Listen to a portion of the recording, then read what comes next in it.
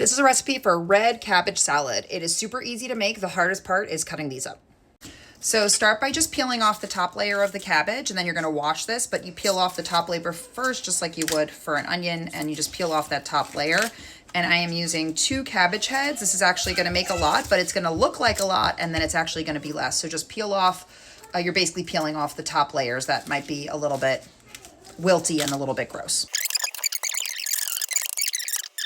You can cut up this red cabbage any way you want to. You just want the pieces to be small, and you don't need them to be diced super small. So cutting them, lengthwise and widthwise is usually enough. Some of those bigger pieces from the outer side, I'd like to cut a second time. You can see I go through and kind of look to see if some big pieces need to be cut down. I use a 1/4 cup of apple cider vinegar. The recipe's in the comments there. And this is a little bit to taste, but you do need enough for the amount of cabbage you put in. So I would say at least a cup if you're using a head of cabbage, but if you don't like apple cider vinegar, this probably isn't the recipe for you. And then you want to use about a tablespoon, 2 tablespoons of mustard. This is the last mustard we have in the house, so I'm just using the rest of this one. And it's probably about a tablespoon of mustard. That's also to taste. And then you want about a 1/4 cup, half a cup of mayo. And so you're gonna put that in, a dollop there.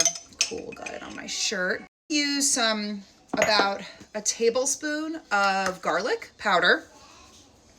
And you can get a tablespoon out, I can see that. And then I like to use some dried garlic sometimes. So some dried and fried garlic. This is stuff my mom brought, but a little bit more garlic there. And then you just mix everything together, put it in the fridge, let it sit for at least an hour before you try and have it. And the ideal would be about 3 hours before you serve this.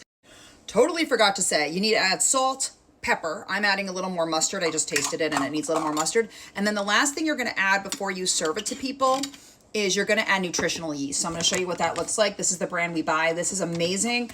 It has like an umami flavor to it. So it adds like a creaminess that's really nice, that's not mayo-y. And you're gonna add about a 1/4 cup to it at the end, but it doesn't need to sit with everything. It's better as like a condiment at the end. So a 1/4 cup of this at the tail end.